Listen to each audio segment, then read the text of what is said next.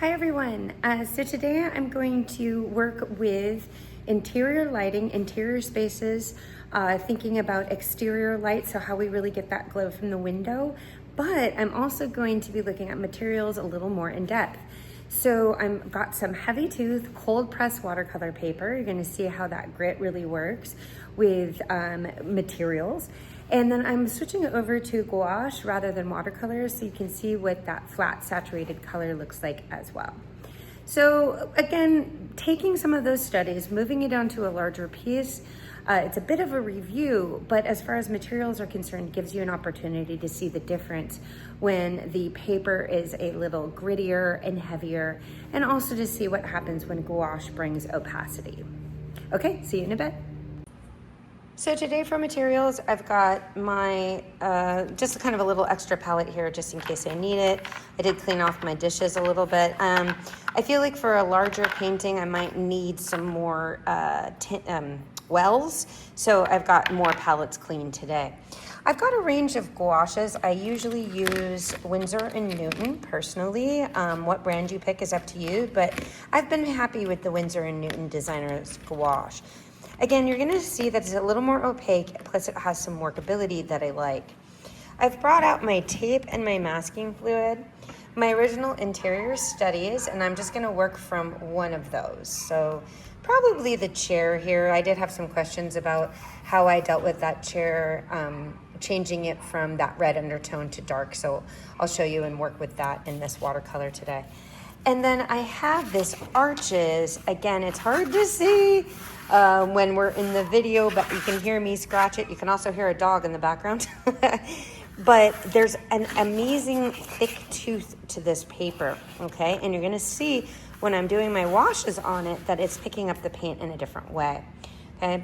So again, I like to take a little bit of a journey with materials here and there, a little bit of exploration. A regular watercolor block is fine.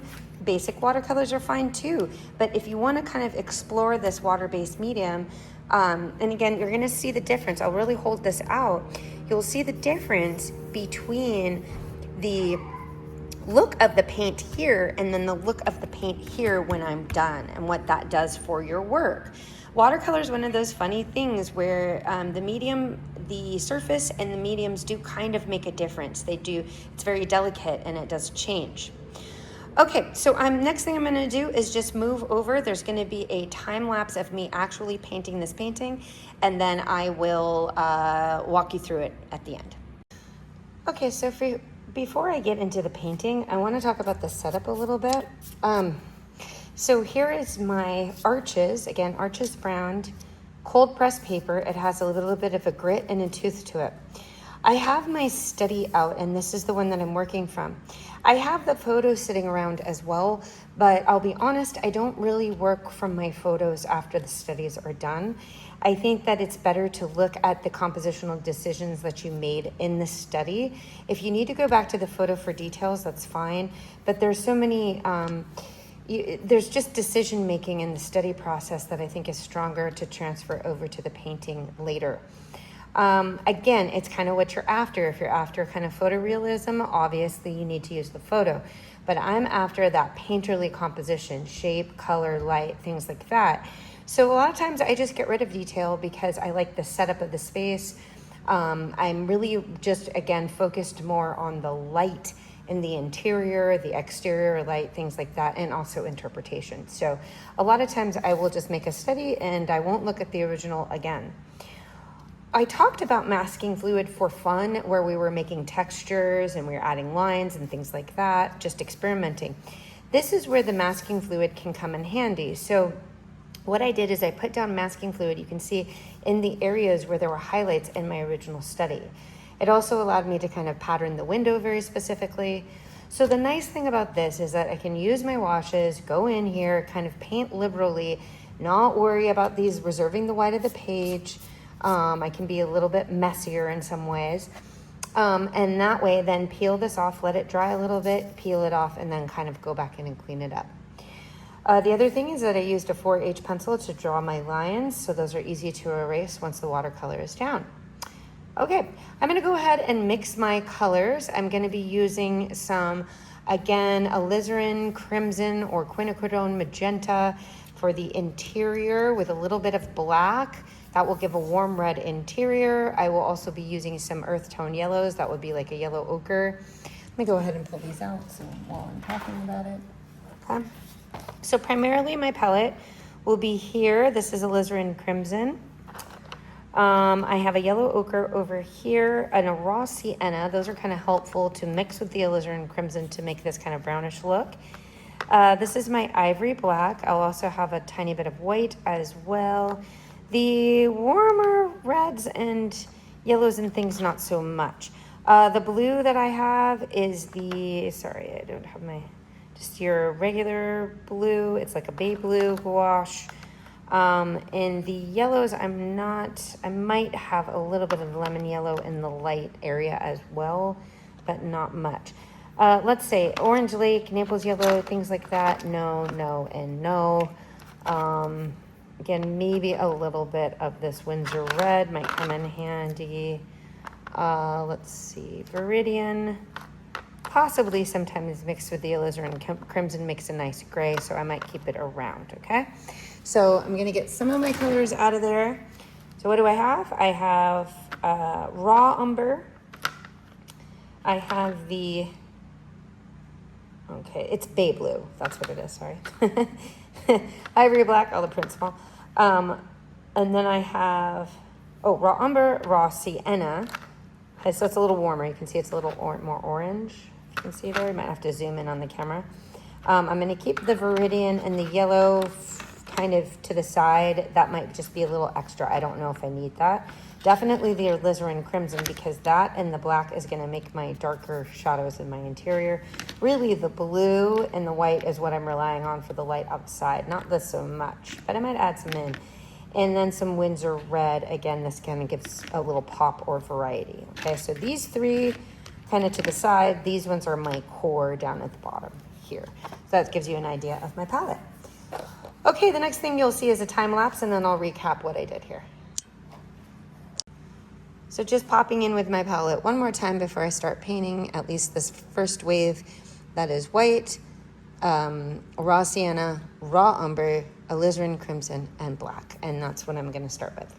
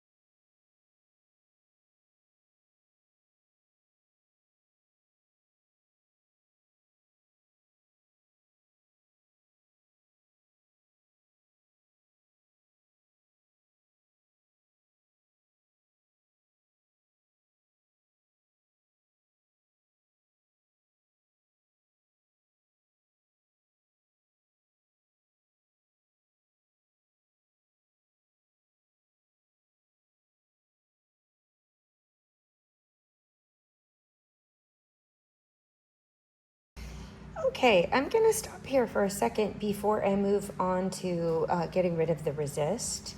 Again, I'm gonna move kind of quickly through this, but you would wanna let really most of it dry and not, you know, because this resist will get into wet paint and things like that. But as you can see, the tooth of the paper really lends itself to a lot of workability, so it holds a lot of water, which is nice. The gouache itself, as you can see, this is watercolor. There's a little acrylic on top of this because there was a second demo in there, but for the most part, you can see that that's the watercolor. It's kind of, there's like a crustiness to the way it dried because this is not fancy watercolor paper. Here, you're getting this kind of like real earthy feel. There's like a nuance to the washes, things like that. So it's really, really nice. Now the resist, I'm just gonna say the resist really stays on this one. You gotta put it, I didn't put it on very thick here, and I won't rub it here because it's gonna make the camera shake, but The next step for me would be to take the resist off of the window area and some of these other areas. And actually the highlights here are going to be blue, okay? So again, if you have resist like this, you want to let everything dry pretty solidly, and then you can go back in and take that off and then go in with the contrasting color. Again, you can see the overall feel of the washes on the paper, the way that it's holding the pigment, again, the gouache, the way that it's very rich. It's easily layered. This is another thing that I like about gouache, because as you can see, I like to layer, okay? So I like to put one color underneath. You can see that this is supposed to be a black chair or love seat leather, but if I put the red underneath, it gives it a little more, it's a little more vibrant, right? If I mix the red into the black, it's kind of warmer, it's a more interesting color. The gouache allows me to layer without it getting too muddy, which is really nice, okay? So I'm gonna go ahead and rub off some of this resist. I'll turn the camera, won't film it for now because it will shake a lot, and then I'll put some blue in there, and that will be about it for this one for now. You can kind of imagine as I work along, let it dry, I'd add some details where I see fit, but you can see for the most part, it's kind of a simple study, it's a simple painting, and I'm using really shape and light, not too much detail to resolve this. Okay, so as you can see, I went ahead and took that resist off. Just FYI, if you have toothier paper, or I guess the masking fluid, I should say. If you have toothier paper, it's gonna wanna adhere, so you have to put it on thickly. I didn't put it on that thick for the sake of time, but you put it on nice and thick, it's easier to peel off. And then I did use a white plastic eraser to help dig off any extra that I might need to get rid of. So that's just a trick, that's something you can do. I'm gonna go ahead and just lay out some blue of my blue paint. And again, you can see this is dried a little bit. It's a really beautiful surface. Again, you can kind of see the difference, the way it holds color. So again, the Arches cold press paper, gouache, which has this nice workable surface. I'm gonna go ahead and add a little bit of white to it just already. But I'm gonna go real light with my wash. Again, there's a little bit of the masking fluid. Lighter than that. I have to pick some up with my paper towel. Got a little ambitious there. Okay, so I just want it to be like bluish water. That's really what I'm looking for. Into the background area. And I can layer it more if I want, but for now I just want it to be, you know, and it does kind of, because I put the masking fluid on, it has this kind of cut out, textured look. I kind of like that. Okay, and then places where I want to just build it into the floor.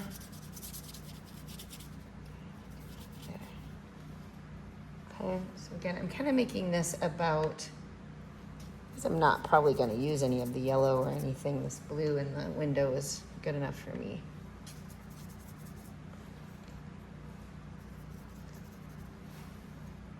Okay. Again, I'm just kind of having fun with it. Oh, I didn't take off the resist there, but that's okay. Play with that later. Okay, but I'm kind of looking for opportunities where I can bring that real pretty light blue in. You know, sort of thing. Giving it like a blue light, okay? Something like that.